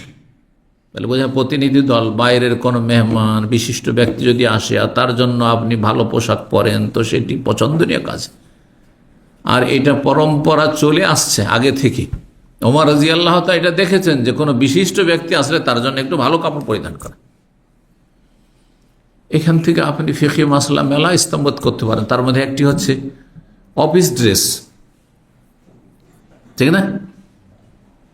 এখন ধরেন আপনি যখন নিজের বাসায় আছেন, যেই কাপড়ে থাকছেন সেই কাপড়ে অফিসে যদি সেটাকে ভালো মনে না করা হয়, তো অফিস যাওয়ার জন্য অফিস বিশেষ পোশাক পরা, কেউ যদি মাসলা জিজ্ঞেস করে যে এটা জায়েজ কিনা, জায়েজ, কারণ সেখানে বিভিন্ন শ্রেণীর লোকেরা থাকবে, আপনার বস থাকবে, আপনার ম্যানেজার থাকবে, বিভিন্ন বাইরের লোকেরা আসবে, আর সেখানে যদি একটু লুঙ্গি পরে থাকেন অথবা পুরানা কাপড় পরে থাকেন, অথবা সেখানে হয়তো আপনি যে পোশাকে এখানে এসেছেন, এখানে ইসলামিক পরিবেশে এসেছেন, আপনার কর্মক্ষেত্র সেটা সেই পরিবেশ নয়, সেখানে আপনার প্যান্ট শার্ট পরতে হইতে পারে, হ্যাঁ, সেখানে আপনাকে কোট পরতে হইতে পারে, সেখানে অন্য কোনো ড্রেস থাকতে পারে, জি। তো সেই অনুযায়ী যদি কেউ কাপড় পরে কোনো দোষের কথা নেই। এই না যে না আমি জুব্বা ছাড়বো না, চাকরি চলে যায় কিন্তু জুব্বা ছাড়বো না, না, এটা ইসলাম নয়। কথা বুঝতে পারছেন? কিন্তু যদি সেটা পছন্দনীয় হয়, সেটা এলাও হয়, তো কোনো দোষ নেই, ভালো, জুব্বা সবচেয়ে ভালো পোশাক, কিন্তু সেটা আলাদা হইতে হবে। যেমন আমাদের যদি কথা বলি, আমরা অফিসে জুব্বা পরলে আর এটা পরে সবচেয়ে ভালো পোশাক, বুঝতে পারছেন না? কিন্তু কেউ যদি ব্যতিক্রম পাকিস্তানি ড্রেস পরে চলে আসে, কেউ যদি পাঞ্জাবি পায়জামা পরে চলে আসে, কেউ কিছু বলবে না, কোনো কিছু বলবে না। এই পাবন্দি নাই যে এই ড্রেসে আমাদেরকে এই কোডেই থাকতে হবে। তাহলে আমরা আমাদের এখানকার পরিবেশ অনুযায়ী আমরা পোশাক পরবো। ঠিক আপনারাও যে যেখানে কর্মস্থলে আছেন সেখানে, এখন যারা ওয়ার্কশপে কাজ করছেন, ধুলোবালি ময়লা আবর্জনা, সেখানে সেই রকম কাপড় পরিধান করে যাবেন, ঠিক না? জি হ্যাঁ। তো এটা এই জন্য বলছিলাম যে একটি হাদিস থেকে যদি আপনি গভীরভাবে চিন্তা করেন, এইভাবে ভালো আলেম কিভাবে হয়, এটা হাদিসে সব কথা নেই, কিন্তু এমন কথা আছে যেটা আপনি যে মাসলার সম্মুখীন হচ্ছেন তার সদৃশ্য, ওই রকমই কাছাকাছি মাসলাটি। এখানে প্রতিনিধিদের সামনে ভালো পোশাকে যাওয়ার কথা আছে, আর আপনার কাছে আরেকটা মশলা কিনে আসলে আপনার অফিসে আপনি যাচ্ছেন, জবে যাচ্ছেন, আপনি ডিউটিতে যাচ্ছেন, ডিউটির পোশাকের কথা আসলে সদৃশ্য, মশলার সদৃশ্যতা আছে। তো এটা আপনি কার জন্য পড়বেন? ওমর বললেন নবী সাল্লাল্লাহু আলাইহি ওয়াসাল্লামকে, যে যখন প্রতিনিধি দল আসবে আপনার সাথে, বিভিন্ন অঞ্চলের লোকেরা দেখা সাক্ষাতের জন্য আসবে, কখনো নিউ মুসলিম আসবে ইসলাম সম্পর্কে জানার জন্য, কখনো অমুসলিম কাফেররা আসবে ইসলাম সম্পর্কে আপনার সাথে তর্ক করার জন্য, বহাস করার জন্য, অথবা জিজ্ঞাসা করার জন্য, সংশয় দূর করার জন্য, ইজা কাদিমু আলাইক, অথবা সন্ধি করার জন্য, অনেক সময় বিভিন্ন উদ্দেশ্যে আসতো কাফেররা। ইজা কাদিমু আলাইক, যখন তারা আপনার কাছে আসবে, ফাকাল নবী সাল্লাল্লাহু আলাইহি ওয়াসাল্লাম বলেন, ইন্নামা ইয়ালবাসুল হারিরা মাল্লা খালাকা লাহু, রেশম তো তারাই পড়তে পারে যাদের পরকালে কোনো অংশ নেই। তুমি রেশমের কাপড় নিয়ে এসছো আমার কাছে, আর এটা বলছো যে কিনে রেখে দেন, আর যখন প্রতিনিধি দল আসবে তখন পড়বি। তো রেশমের কাপড়, রেশম তো পুরুষের জন্য হারাম, আখিরাতে কোনো অংশ নেই, মানে জান্নাত পাবে না, জাহান্নামে যেতে হবে। তাহলে বোঝা গেল যে তখন পর্যন্ত ওমর রাদিয়াল্লাহু তাআলা আনহুর এই মাসালা জানা ছিল না যে রেশমের কাপড় পুরুষের জন্য হারাম, কারণ একবারেই তো সবগুলি মাসলা মাসাইল নাজিল হয়ে যায়নি।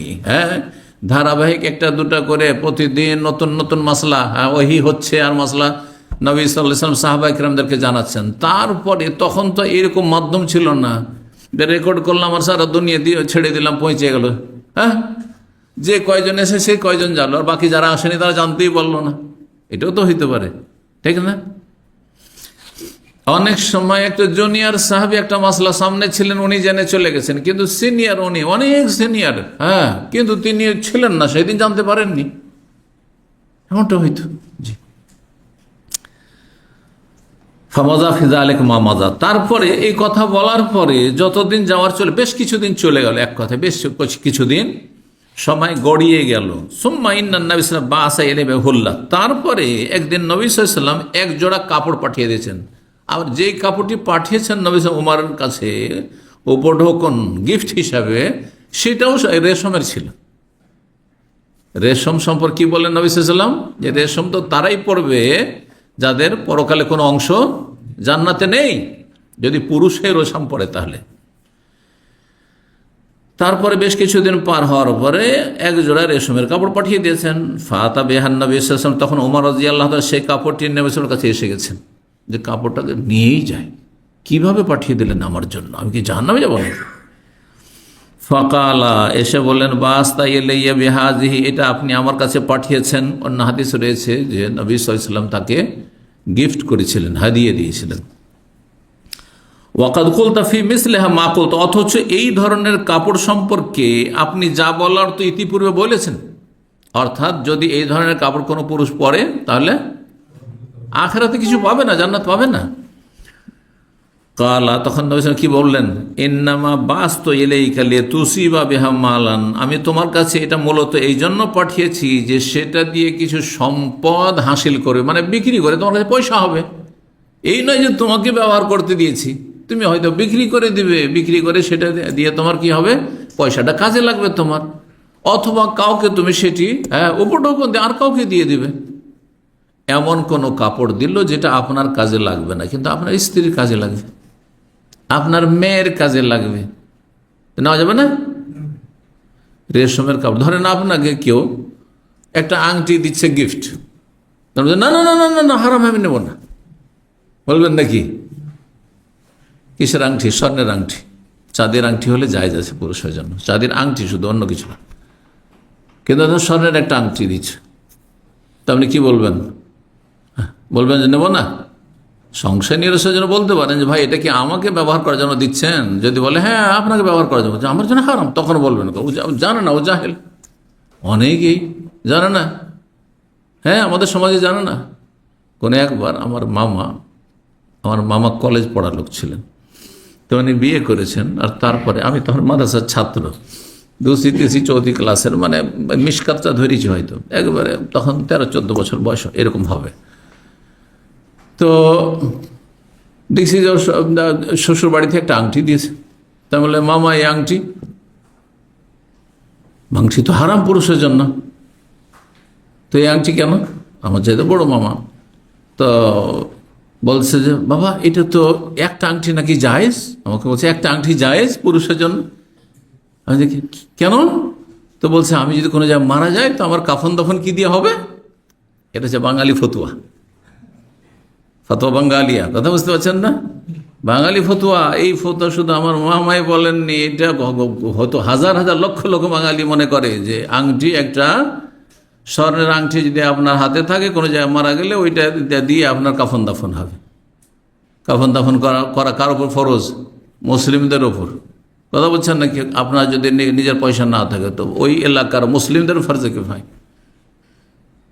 তাদের খরচ করতে হবে, কাফনের ব্যবস্থা করতে হবে। যে আমাদের মুসলিম ভাই মারা গেছে, এলাকায় তার আত্মীয় স্বজন নেই, তার ধন সম্পদ নেই, সুতরাং তাদের উপর খরচ হয়ে আছে।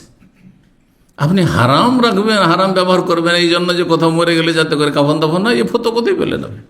কথা বলছেন না? তো আমাদের সমাজে অনেক কুসংস্কার আছে ফতোয়ার নামে, নাজায়েজ কথাবার্তা আছে।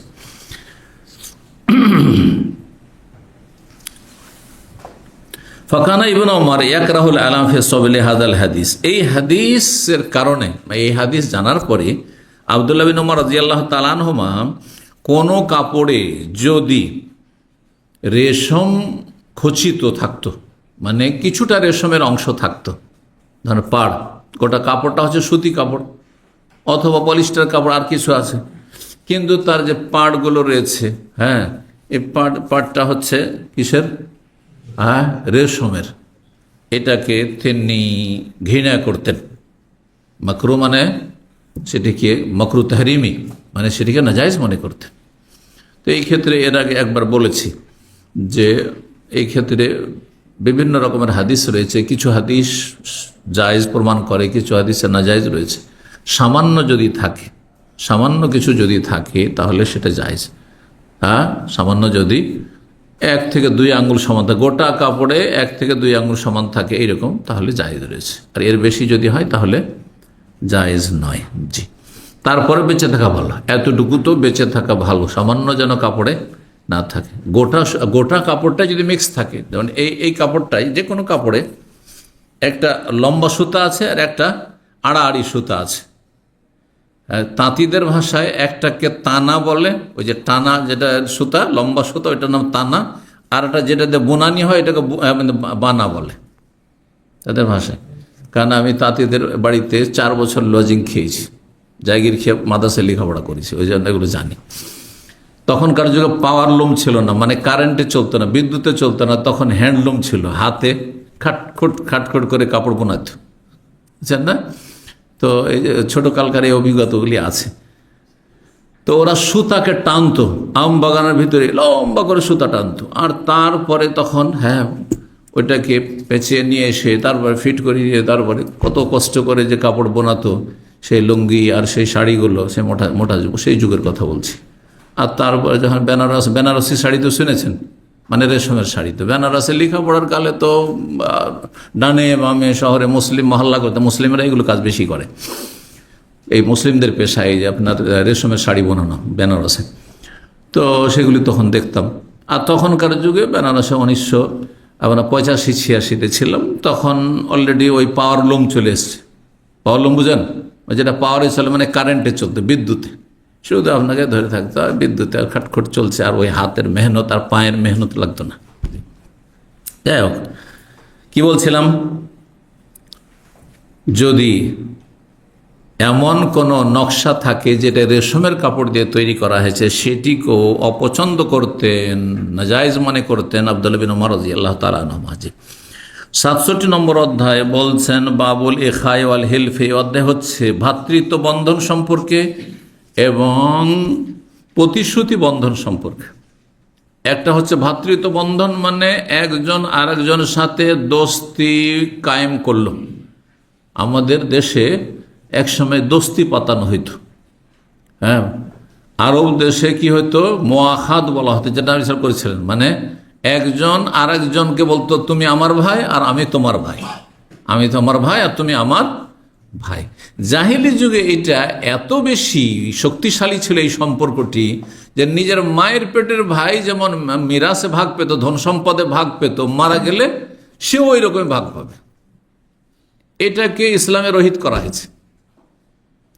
যদি আপনি কাউকে বলেন যে ভাই তুমি আজকে থেকে আমার মায়ের পেটের ভাইয়ের মতো, মৌখিক বললেন, তারপরে আপনি মারা গেলেন, আপনার অনেক ধন সম্পদ আছে, তা আপনার ভাইয়েরা যেমন ভাগ পাবে ওর ভাগ যদি বসিয়ে দেন তো জায়েজ? এটি হারাম ইসলাম না। তাহলে আপনার মায়ের পেটের ভাইদের হক নষ্ট করলেন আপনি, জালেম আপনি, কারণ তার কোনো অধিকার নেই। এইরকমই পালক পুত্রের ব্যাপারে বিশেষ করে, হ্যাঁ, কাউকে যখন ছেলে হিসেবে অথবা মেয়ে হিসেবে যখন পালক নিল, তখন করতো কি জাহিলি যুগে যাকে নিয়েছে সে জমি জায়গায় ভাগ পাবে। এই জাহিলিয়াত এখনো মুসলিম সমাজে আছে। কোনো একটা ছেলেকে নিয়েছে বা মেয়েকে নিয়েছে, মানুষ করেছে ছোট থেকে, আর তারপর জমি জায়গায় সব ওকে লিখে দিয়ে দিল, নিজের ভাইকে বঞ্চিত করলো। পালক ছেলেকে দিল বা পালক মেয়েকে দিল, ভাইকে বঞ্চিত করলো, বোনদের বঞ্চিত করলো, অথবা চাচাকে বঞ্চিত করলো, চাচাতো ভাইকে বঞ্চিত করলো। চাচাতো ভাইও যদি থাকে দূরের, তবুও সে ওয়ারিস হবে। চাচা নেই, নিজের ভাইও নেই, বাপও নেই, দাদাও নেই, চাচাতো ভাই আছে, সে পাবে, কিন্তু আপনার পালক পুত্র পাবে না। পালক পুত্রকে যদি দিতেই চান তো একটি রাস্তা আছে, সেটা কি? ওসিয়তের রাস্তা। আর সে ওসিয়ত কতটা পরিমাণ দিতে পারবেন? সর্বঊর্ধ্বে 1/3 সর্বোচ্চ দিতে পারবেন আপনি। আপনার সমস্ত ধন সম্পদের 1/3 থেকে কম, 8/1, 10/1, 5/1, 4/1 বা 3/1। যদি অর্ধেকটা দিয়ে দিলাম আমার পালক পুত্রকে, হারাম। এইরকমই আমার দোস্ত, আমার জমি জায়গা কে পাবে? আমার কেউ নাই, যেহেতু নিকট আত্মীয় নেই, বংশ বলি নেই, সেই জন্য আমার বন্ধু পাবে, দোস্ত পাবে, বা আমি যার সাথে ভাই লাগিয়েছি সে পাবে না, পাবে না।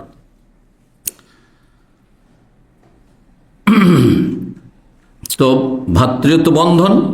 আর আরেকটি কি? হেলফ থেকে হালিফ।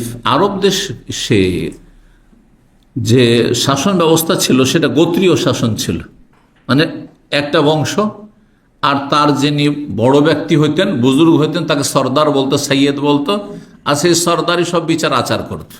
সেই হচ্ছে তাদের শাসক, রাজা ধরেন, বুঝছেন না? রাষ্ট্রীয় কোনো শাসন ব্যবস্থা ছিল, রাষ্ট্রীয় শাসন ছিল না, এটি আল্লাহর নিয়ামত। নবী সাল্লাল্লাহু আলাইহি ওয়াসাল্লামের আমলে যদি রাষ্ট্রীয় শাসন থাকতো, আর নবী সাল্লাল্লাহু আলাইহি ওয়াসাল্লাম নবী মক্কায় আসলেন, তখন সেই রাজা বা সেই প্রধানমন্ত্রী, রাষ্ট্রপতি, যেমন পারস্য দেশের রাজা ছিল, যেমন রোমের রাজা ছিল, ওই রকম যদি আরব দেশের রাজা বাদশাহ থাকতো তো হাতে হাতে জবাই করে দিত। যে ইসলাম কবুল করতো তাকে ফাঁসিতে ঝুলিয়ে জবাই করে দিত, ইসলামের প্রচার হইতে দিত। কিন্তু গোত্রীয় যেহেতু শাসন ছিল, তখন বিভিন্ন গোত্র থেকে কিছু লোক ইসলাম গ্রহণ করে নিচ্ছে, তাই না? কোন আইস 2 ভাগে ভাগ, নিজের বংশ নবী 2 ভাগে ভাগ হয়ে গেল, কিছু লোক ইসলাম গ্রহণ করলো, কিছু লোক কাফের হয়ে গেল। এখন আপোষের লড়াই চলছে, কিন্তু সিদ্ধান্ত নিতে পারছে না, কারণ যদি কোনো অ্যাকশন নিত ওরা যা আছে সাথে, আজকে একজনকে মারবো তো কালকে যে আমাদের একজনকে মেরে দিবে, ভয় আছে না? নেই। কিন্তু সরকার তো আর কোনো ভয় নেই, কারণ তার কাছে সেনাবাহিনী আছে, তার কাছে শক্তি আছে। এই জন্য বললাম যে আরব দেশে যে রাষ্ট্রীয় কোনো শাসন ব্যবস্থা ছিল না, গোত্রীয় শাসন ছিল, এটি আল্লাহর নিয়ামত ইসলামের জন্য এবং মুসলিমদের জন্য সেই জামানায়। জি।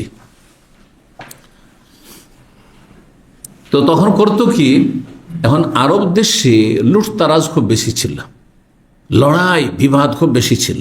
এখন আমাদের দেশে যে গ্রামের যে অবস্থাগুলি একসময় দেখেছি আমরা, এক বংশ আর এক বংশের সাথে কোনো এক সময়, আজকে 20, 30, 50 বছর আগে ওই হয়ে গেছে, মানে ঝগড়া বিবাদ হয়ে গেছে, ওই ঝগড়ার জের চলতি আছে, মাঝে মাঝে মারামারি চলতি আছে, হয় না, হয় না? তো ওই রকম এদের হয়তো ওর চেয়ে বেশি ছিল।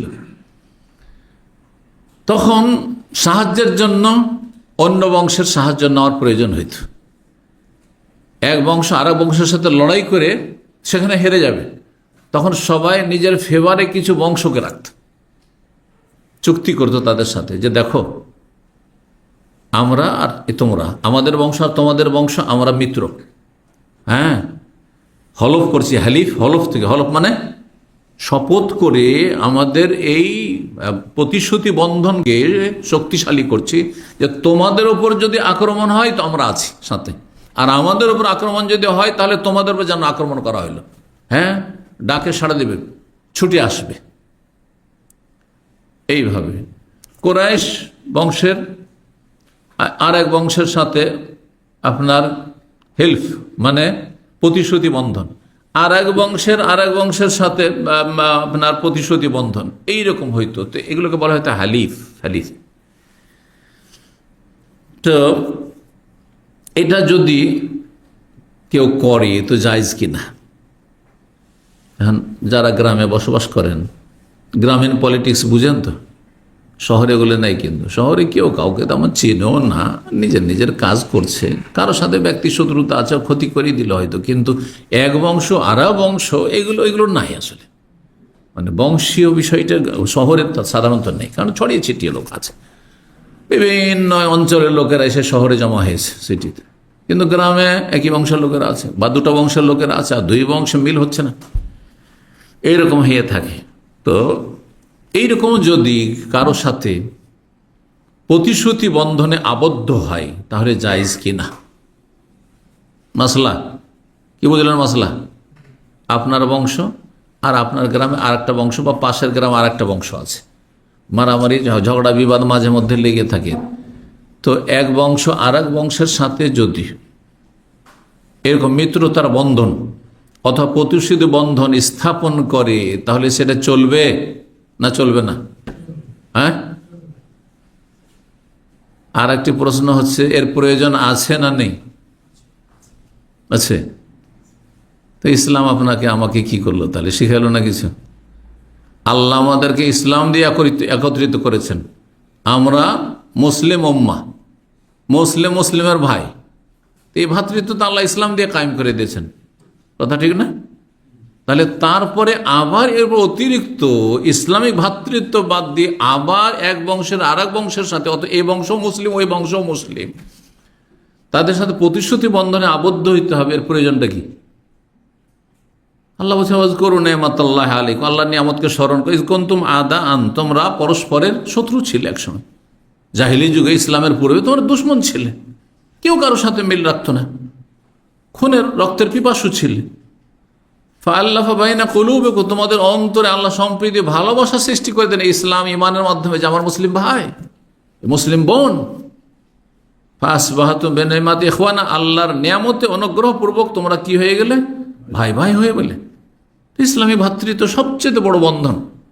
এই যে আপনাদের সাথে আমার ভালোবাসা, আপনাদের আমার সাথে ভালোবাসা, একটা তো ওস্তাদ শাগরিদের ভালোবাসা বা এলমের ভালোবাসা, আলেম, ওটা আলাদা জিনিস, কিন্তু এমনিও মুসলিম ভাই হিসাবে কে কোথাকার কেউ গন্ডিষ্টি করে দেখার বিষয়ই না, ঠিক না?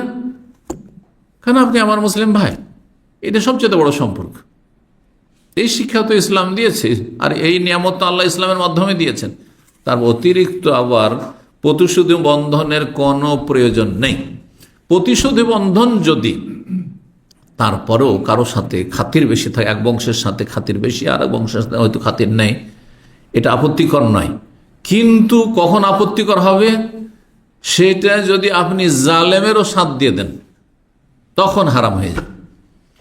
ধরেন আপনার বন্ধু বংশ যাদের সাথে আপনার খুব খাতির, তারা চুরি করেছে, হ্যাঁ, তারা জুলুম অত্যাচার করেছে, তারপরে মারামারি করতে, তাদের পক্ষ থেকে মারামারি করতে যাচ্ছেন, এটা ইসলাম জায়েজ? হারাম কাজ এটি, হারাম কাজ এটি। তাহলে এই মিত্রতার বা এই প্রতিশ্রুতি বন্ধনের কোনো প্রয়োজনই নেই, কারণ আমরা ন্যায়ের সাথে থাকবো, অন্যায়ের সাথে থাকবো না।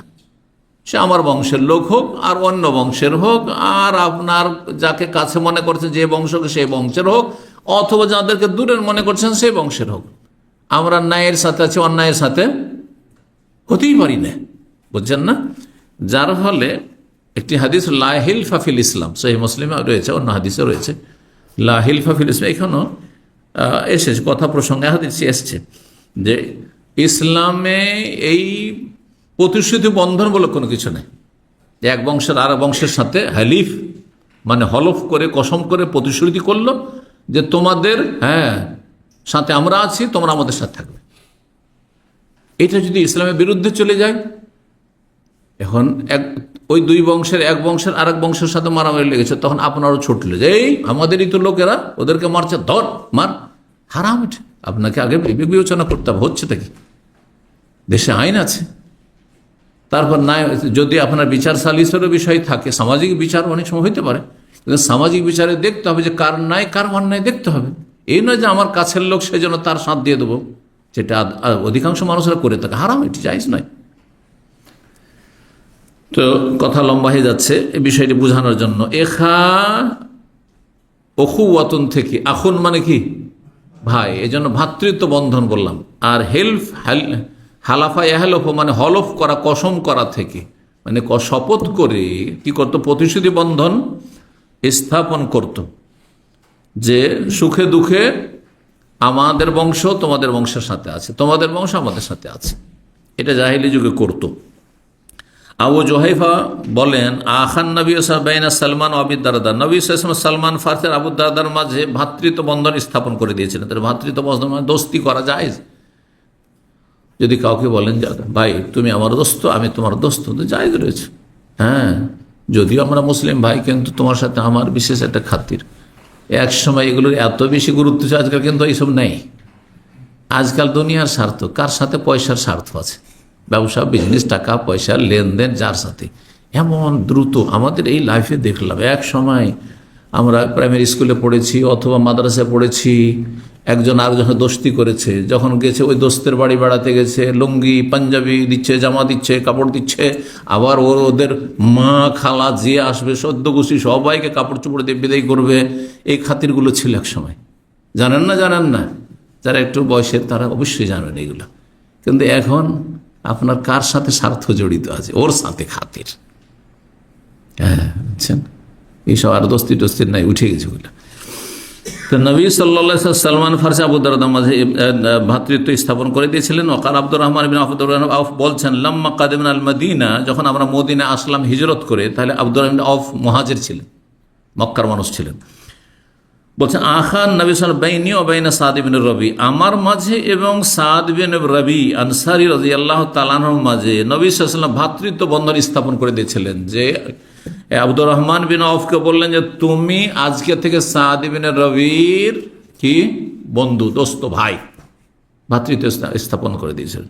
ভ্রাতৃত্ব স্থাপনের মাধ্যমে কি হলো, এমনি তো মুসলিম ভাই হিসাবে মাঝে মধ্যে খাওয়াচ্ছেন দাওয়াচ্ছেন, কিন্তু যখন ভ্রাতৃত্ব স্থাপন করে দেওয়া হলো যে এই ব্যক্তি এই ব্যক্তির ভাই, তখন মুহাজির বেচারা তো না বাড়ি আছে, না তার কাছে খাবার দাবার আছে, না কাজকর্ম আছে। তাহলে যতদিন কোনো কাজ কামের ব্যবস্থা না হয়েছে, খাবে কার বাড়ি? ওই আনসারি ভাইয়ের বাড়ি। ঘুমাবে কোথায়? ও আনসারি ভাইয়ের বাড়িতে ঘুমাবে। বুঝতে পেরেছেন না? ওর চিন্তা থাকবে যে আমার মুহাজির ভাই যার সাথে ভ্রাতৃত্ব স্থাপন করে দিয়েছেন নবী সাল্লাল্লাহু আলাইহি ওয়াসাল্লাম, আজকে খেয়েছে কিনা, হ্যাঁ কি অবস্থায় আছে, কোথায় আছে, সে রাস্তাঘাটে পড়ে থাকবে না, মোটেই না। 6082 নম্বর হাদিস বর্ণনা করেছেন আনাস রাদিয়াল্লাহু তাআলা আনহু বলছেন লাম্মা কাদিমা আলাইনা আব্দুর রহমান, যখন আমাদের কাছে আসলেন আব্দুর রহমান বিন আউফ রাদিয়াল্লাহু তাআলা আনহু, ফাআখান নবী বাইনাহু ওয়া বাইনা সাদ বিন রবি, তখন নবী সাল্লাল্লাহু আলাইহি ওয়াসাল্লাম ভ্রাতৃত্ব বন্ধন স্থাপন করে দিলেন এই আব্দুর রহমান বিন আউফ এবং সাদ বিন রবির মাঝে। ফাকাল নবী সাল্লাল্লাহু আলাইহি ওয়াসাল্লাম, আর তারপরে আব্দুর রহমান বিন আউফকে সাদ বিন রবি কি প্রস্তাব দিয়েছিলেন,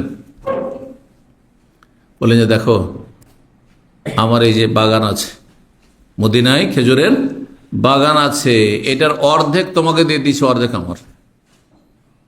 বোঝা গেছে? আর কি আছে? হ্যাঁ, আমার দুজন স্ত্রী আছে, তোমার স্ত্রী নেই, তুমিও যুবক। হ্যাঁ, সুতরাং আমার একই স্ত্রীকে তালাক দিয়ে দিচ্ছি। তুমি যদি বাইরে বিয়ে করতে যাও তাহলে অনেক টাকা মোহর লাগবে, তুমিও তো তোমার কাছে কিছুই নেই, তুমি তো সর্বহারা, এখন নিঃস্ব, নতুন এসেছো, যুবক মানুষ, কি করে এইভাবে থাকবে? তা আমি এক স্ত্রীকে তালাক দিয়ে দিচ্ছি। সুবহানাল্লাহ, এটা বলা যেমন তেমন কথা নয় যে স্ত্রীকে তালাক দিয়ে দেবো। হ্যাঁ, শুধুমাত্র নবী সাল্লাল্লাহু আলাইহি ওয়াসাল্লাম তার সাথে ভ্রাতৃত্ব স্থাপন করে দিয়েছেন সেই জন্য। হ্যাঁ, আর সে তাকে বিয়ে করবে ইদ্যত পার হওয়ার পরে, না জায়েজভাবে নয়। হ্যাঁ, এক শ্রেণীর চরিত্রহীন লম্পটদের মতো নয় আজকাল। হ্যাঁ বন্ধু, আমার স্ত্রী তোমারই, অসুবিধা নেই। আজকাল আছে মুসলিম সমাজে এরকম বেদিন অনেক আছে, যেমন সবাই ভাগাভাগি, তোমার স্ত্রী আমার আর আমার স্ত্রী তোমার। নাউজুবিল্লাহ, এরকম অনেক লোকের কথা শোনা যায় আজকাল। এরকম নোংরা চরিত্রের মানুষ, বদ চরিত্রের মানুষ আজকাল মুসলিম সমাজে আছে। আর কাফেরদের মতো অভাব নেই, কাফেরদের মাঝে আর নাস্তিকদের মাঝে অভাব নেই। আমি নাস্তিক কয়েকজন প্রফেসর জানতাম, যাদের কথা শুনি বড় বড় ইউনিভার্সিটিতে, যারা স্ত্রীর অদল বদল করে। নাউজুবিল্লাহ মিন যালিক। কত অরুচিকর কথা, কত নোংরা কথা, মুখে উচ্চারণ করতে খারাপ লাগে। বুঝলেন তো কথা? স্ত্রী বলছে 1 মাসের জন্য বদল করে নিলাম, তোমারটা আমার কাছে, আমারটা তোমার কাছে। নাউজুবিল্লাহ, এরা ইউনিভার্সিটির প্রফেসর, লেকচারার। এদের জীবনের উপর লানত আল্লাহ রাব্বুল আলামিনের। এদের আল্লাহ সর্বনাশ করুন, এদেরকে আল্লাহ নির্মূল করুন, নিশ্চিহ্ন করুন। জি, তো আব্দুর রহমান বিন আউফকে যখন প্রস্তাব করলেন সাদ বিন রবি, তখন তিনি কি তার বাগান নিয়ে নিলেন। ঠিক আছে ভাই, তুমি যখন তোমার স্ত্রীকে তালাক দিতে চাইছো দিয়ে দাও, বিয়ে করে নেব। করলেন। জাযাকাল্লাহ খায়র, বারাকাল্লাহ ফি আহলিকা ওয়া মালিকা, তোমার আহাল মাল সব কিছু আল্লাহ বরকত দিক, পরিবারে আর তোমার বাগানে আল্লাহ বরকত দিক। দুল্লুনি আলা সুক, আমি মদিনার কিছুই চিনি না, কোথায় মার্কেটটা আছে দেখিয়ে দাও, কোথায় হাট বাজার লাগে, সুক মানে হাটও হয়, বাজার কোথায় দেখিয়ে দাও। তাই নৌকার বাজার, ইহুদিদের বাজার, ওখানে বাজার লাগতো, তো দেখিয়ে দিলে অমুক জাতে বাজার আছে। আর তারপরে সকালে গিয়ে বিকেলে লাভবান হয়ে চলে আসলেন। 1-2 দিন পরে বিয়ে করে ফেললেন আনসারি এক মেয়েকে। নবী সাল্লাল্লাহু আলাইহি সাল্লাম তার চেহারা দেখে বুঝলেন যে একে চেহারা উজ্জ্বল কেন লাগছে। হ্যাঁ, কারণ সাজগোজ করেছে, সুন্দর হয়েছে, একটু পরিপাটি হয়েছে। নবী সাল্লাল্লাহু আলাইহি সাল্লাম বললেন, কি ব্যাপার আব্দুর রহমান? হ্যাঁ, কি ব্যাপার সবার, তোমাকে দেখে বেশ সুন্দর লাগে, একটু যেন রংটা হলুদ, মানে জাফরান টাফরান হয়তো লেগেছে। নবী সাল্লাল্লাহু আলাইহি সাল্লাম জিজ্ঞেস করলেন, তখন বললেন তাজাওয়াজতু, আমি বিয়ে করেছি ইয়া রাসূলুল্লাহ। তখন নবী সাল্লাল্লাহু আলাইহি সাল্লাম বললেন, আউলিম ওয়ালাউ বিশাতিন, ওলিমা করেছো, যদিও একটা বকরি দিয়ে হোক না কেন ওলিমা করো। তাহলে সর্বনিম্ন ওলিমা কার জন্য? গরিবের জন্য নয়, গরিব অভাবী। নবী সাল্লাল্লাহু আলাইহি সাল্লাম তো বকরি ছাগল তো দূরের কথা, আধা কিলো 1 কিলো গোস্ত দিয়েও তো ওলিমা করেননি কিছু কিছু বিয়েতে, তাই না? কি দিয়ে করেছেন? খেজুর, কিশমিশ, পনির, এই ধরনের কিছু দিয়ে। হ্যাঁ, তাহলে কমপক্ষে একটা বকরি ছাগল দিয়ে ওলিমা করো, যার বকরি ছাগলের সমান কি আর সামর্থ্য আছে, তার জন্য এটা সর্বনিম্ন। তার জন্য ধরেন আপনি গরু দিয়ে করতে পারবেন, কিন্তু গরু দিয়ে করলে হয়তো একটু কষ্ট হবে, আর একটা বকরি ছাগল জবাই করলে তেমন কোনো কষ্ট হবে না। তাহলে কমপক্ষে একটা বকরি দিয়ে করেন। কিন্তু যে ব্যক্তি একটা গরু জবাই করে অলিমা করতে পারেন, তো গরু জবাই করে করবেন। কেউ যদি 2, 4, 10টা 5টা করতে পারে তো অসুবিধা নেই। জি, শেখ মোহাম্মদ আইয়ুব রাহিমাহুল্লাহ, জানেন তো উনি কোথাকার মানুষ ছিলেন?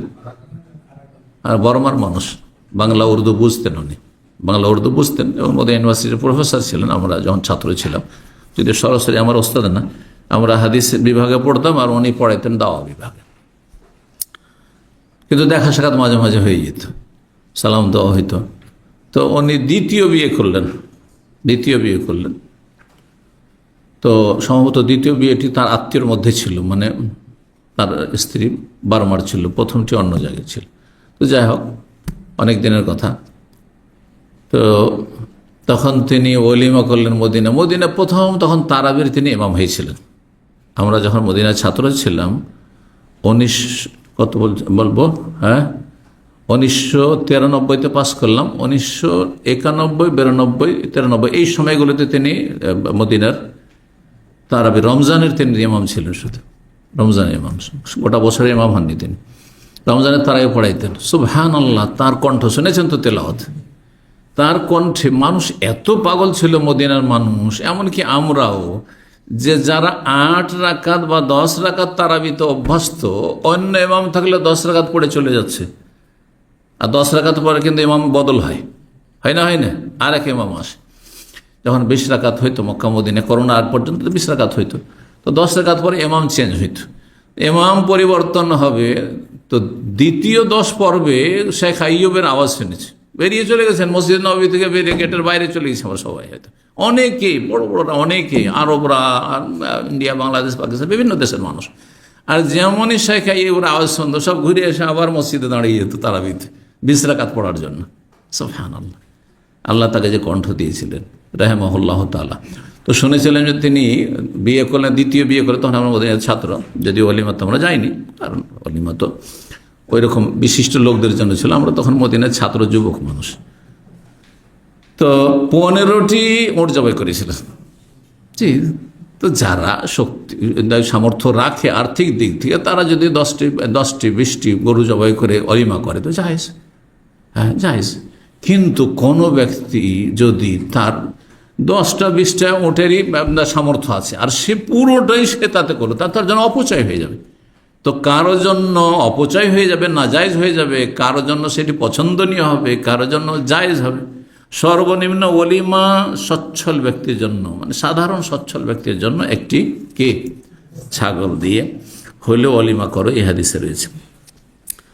6083 নম্বর হাদিস। হাদিস বর্ণনা করছেন আনাস বিন মালিক রাদিয়াল্লাহু তাআলা আনহু, তিনি আবালাগা কান্না রাসূলুল্লাহ কাল আসেম কালা কুলতুলি আনাস বিন মালিক, আসেম বলছেন, হ্যাঁ আনাস বিন মালিককে, তাবেই, যে আনাস বিন মালিককে বলছেন যে আপনার কাছে কি এই সংবাদ বা এই কথাটি, মাসলাটি পৌঁছেছে যে নবী সাল্লাল্লাহু আলাইহি ওয়াসাল্লাম বলেছেন লা হিলফা ফিল ইসলাম, ইসলামে প্রতিশ্রুতি বন্ধন বলে কোনো কিছু নেই, যে কারো কোনো বংশের সাথে শপথ করে প্রতিশ্রুতি বন্ধনে আবদ্ধ হইলেন যে আমাদের বংশ আপনাদের বংশের সাথে আছে,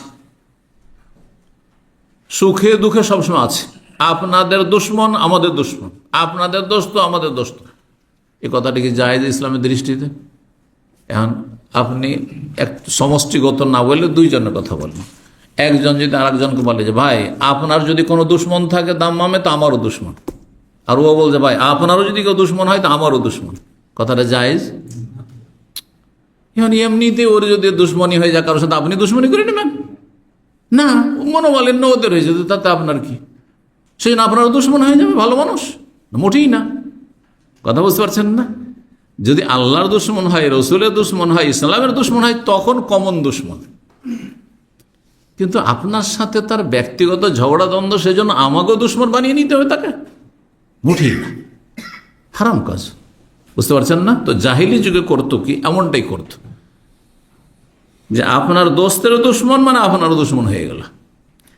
তো নবী সাল্লাল্লাহু আলাইহি ওয়াসাল্লাম এই কথা বলেছেন, আপনি কি জানেন? আসেম জিজ্ঞেস করছেন আনাস বিন মালিককে, লা হিলফা ফিল ইসলামে প্রতিশ্রুতি বন্ধনের কোনো অস্তিত্ব নেই, এই সুযোগ নেই যে কারোর সাথে প্রতিশ্রুতি করে নিলেন যে আপনার সাথে আছি, যে কোনো পরিস্থিতিতে আপনি জালেম হন আর মাজলুম হন, ন্যায়ে থাকেন আর অন্যায় থাকেন, এটা কথা জায়েজ নাই, কথা ঠিক। হাদিস ফাকালা, তিনি বললেন কাদ হালাফান নবী সাল্লাল্লাহু আলাইহি ওয়াসাল্লাম, আনাস বললেন যে নবী সাল্লাল্লাহু আলাইহি ওয়াসাল্লাম কিন্তু প্রতিশ্রুতি বন্ধন স্থাপন করেছেন, কার মাঝে?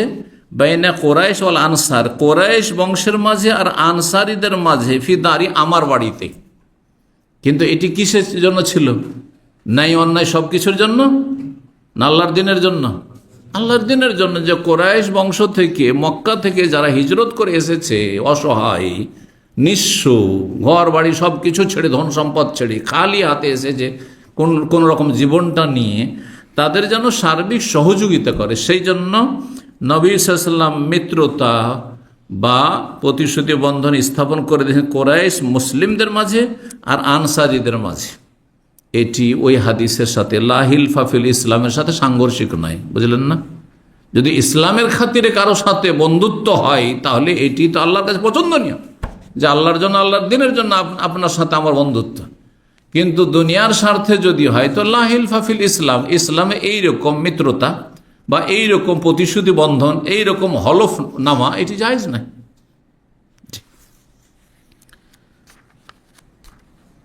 এরপরে অধ্যায় আসছে 68 নম্বর অধ্যায়, হচ্ছে বাবুত তাবাসসুমে ওয়াদ-দাহিক।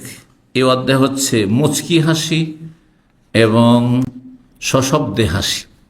তাবাসসুম মানে মুচকি হাসি আর সশব্দে হাসি। এখানে অনেকগুলি হাদিস এসেছে আর গোটা একটা দর্স হয়ে যাবে, সুতরাং আজকে আর অতিরিক্ত না বাড়িয়ে এখানে আজ আলোচনা শেষ করি। ওয়া জাযাকুমুল্লাহু খাইরান। সুবহান রাব্বিকা রাব্বিল ইজ্জাতি আম্মা ইয়াসিফুন ওয়া সালামুন আলাল মুরসালিন ওয়া আলহামদুলিল্লাহি রাব্বিল আলামিন।